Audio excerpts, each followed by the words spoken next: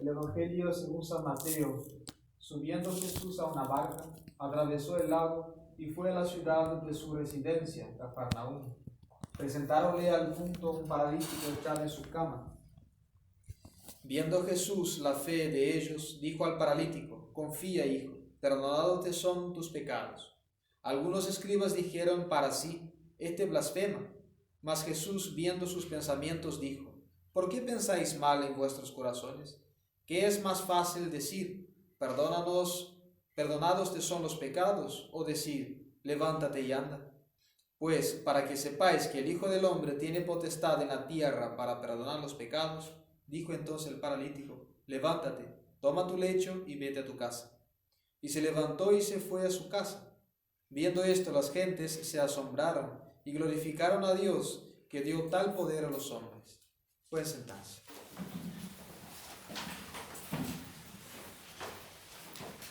La epístola está tomada de la carta del apóstol San Pablo a los Corintios, la primera.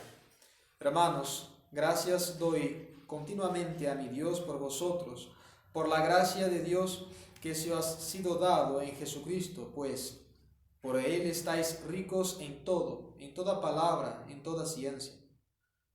Por el modo como se ha confirmado en vosotros la predicación del Evangelio, que de suerte que nada os falta en ningún género de gracia, y esperáis la manifestación de nuestro Señor Jesucristo, que os florecerá y fortalecerá hasta el fin sin mancha, para el día del advenimiento de nuestro Señor Jesucristo.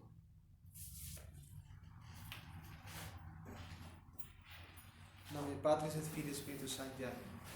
Ave María, gracia plena, Dominus tecum, benedicta tu in mulieribus et benedictus fructus ventris tui, Iesus.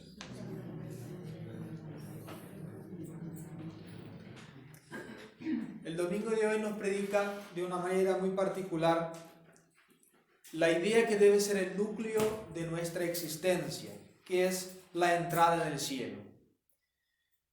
No para otra cosa, no para otro fin Dios creó al hombre, para hacerlo eternamente bienaventurado en el cielo, logrando el hombre la salvación, logrando el hombre su santificación en la tierra.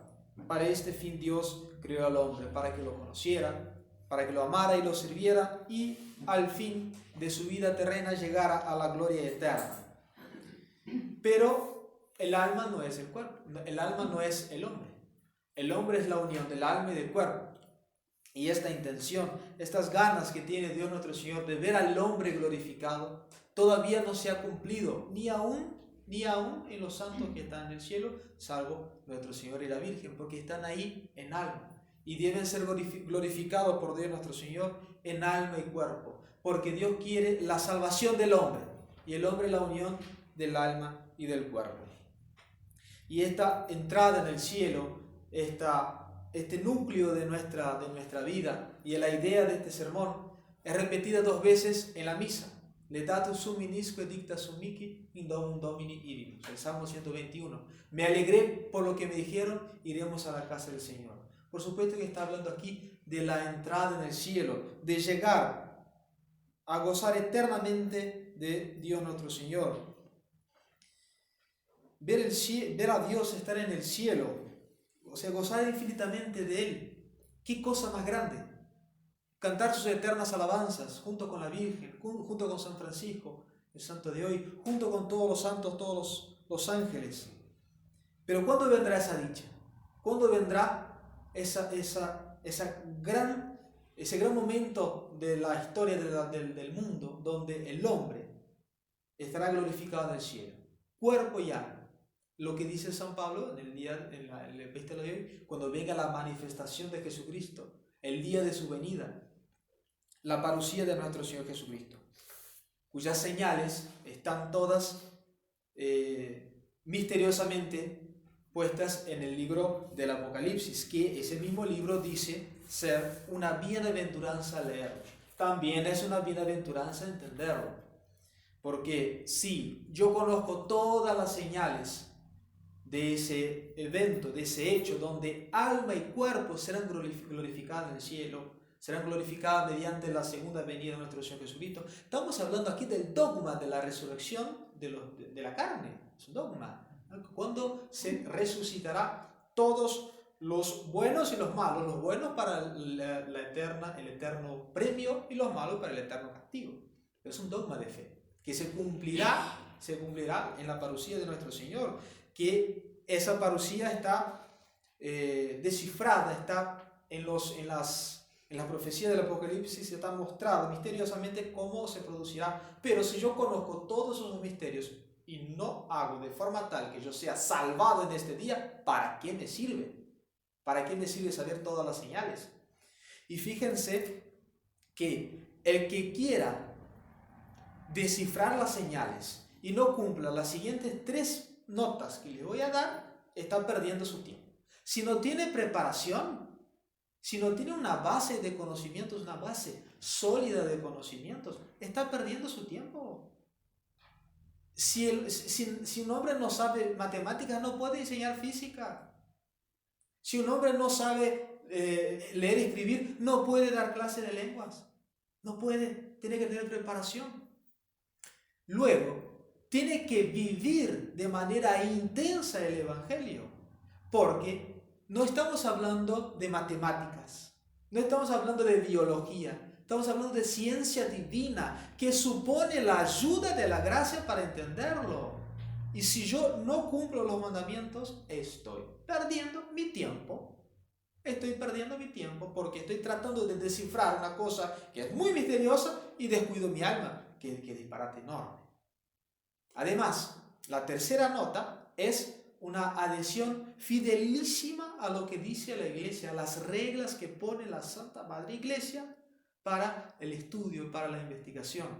Porque si yo trato de cumplir las 2 primeras notas y la última no, leyendo por ejemplo libros que están condenados por la Iglesia en el índice, además de no estar cumpliendo la segunda condición, que es cumplir los mandamientos, estoy tratando de buscar un bien por medio de un mal. Eso es algo totalmente contrario a la moral. El fin no justifica los medios, por supuesto que no. Y fíjense que esas 3 notas que les acabo de decir, la preparación, vivir la vida del Evangelio y la adhesión a la Iglesia, son los 3 puntos que hacen la base del franciscanismo, cuyo fundador es el día de hoy, San Francisco de Asís. En la época de San Francisco había una herejía muy fuerte, llamada los albingenses, que tenía una doctrina totalmente contraria a la verdad, como el famoso dualismo. Para darle un ejemplo, que ellos decían que había 2 principios, un principio bueno y un principio malo, como decirles un Dios bueno y un Dios malo. El Dios bueno creó las cosas buenas y el Dios malo creó las cosas malas. Una cosa totalmente contraria a la verdad, contraria a la fe. Una de las cosas por las cuales la Orden de San Francisco fue aprobada por el Papa Inocencio III fue para combatir esa herejía. Pero si no tuviera formación, si no estuvieran preparados, la primera condición, la preparación, no iba a servir de nada. ¿Cómo voy a combatir a alguien que sabe más que yo? Entonces la base del franciscanismo, la preparación. Y después la vida evangélica. ¿Qué quiso San Francisco? Sino que vivir la vida evangélica y hacer con que sus discípulos vivieran el Evangelio, cumplieran los mandamientos, llegaran a la perfección que propone los consejos evangélicos de la obediencia, castidad y pobreza.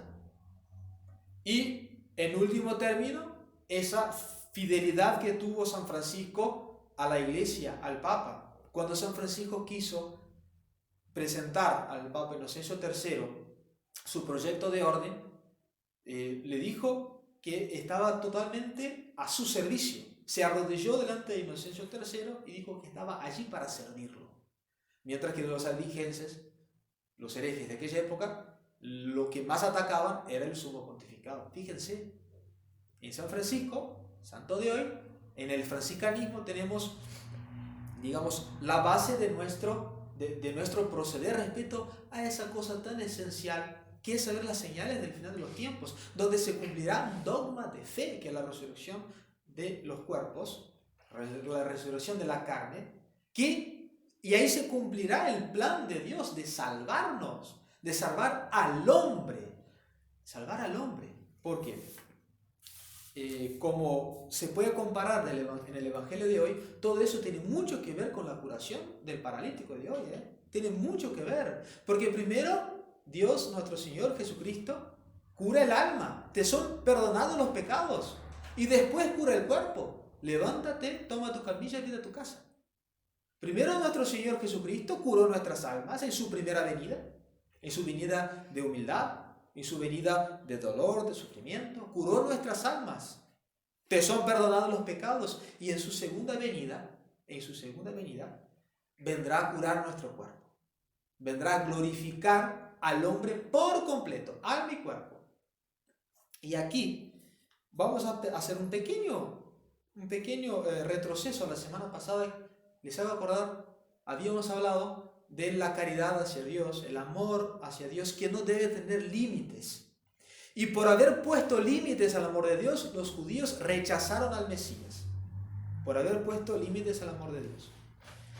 Si nosotros, por falta de caridad hacia Dios y hacia nosotros, somos negligentes en saber cómo vendrá nuestro Señor Jesucristo, y nos forjamos una idea de Mesías tan falsa e inexistente como la que se forjaron los fariseos, lo vamos a rechazar.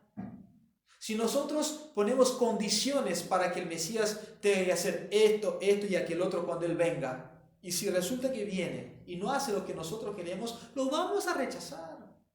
Lo vamos a rechazar por falta de esas tres cosas: de preparación, de la vida evangélica y de la adhesión a la Santa Madre Iglesia en sus decisiones.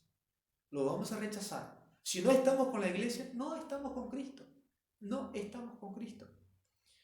Muchas veces en la investigación de las Escrituras, y más en la investigación moderna, en donde muchos de los investigadores tienen como maestros el YouTube, el Wikipedia y Google, que son los maestros de muchos investigadores, esa clase de gente se pierde el gran jugo espiritual que tiene el libro del Apocalipsis.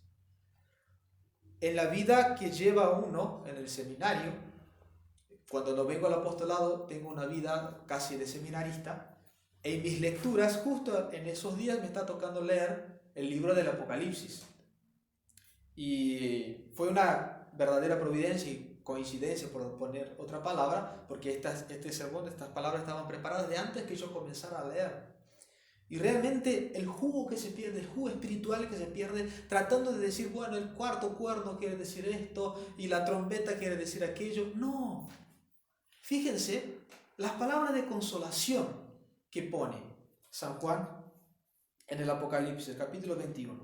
Dios enjugará las lágrimas de los ojos de los santos. Ya no habrá muerte, ni luto, ni dolor, porque las cosas primeras ya han quedado en el pasado.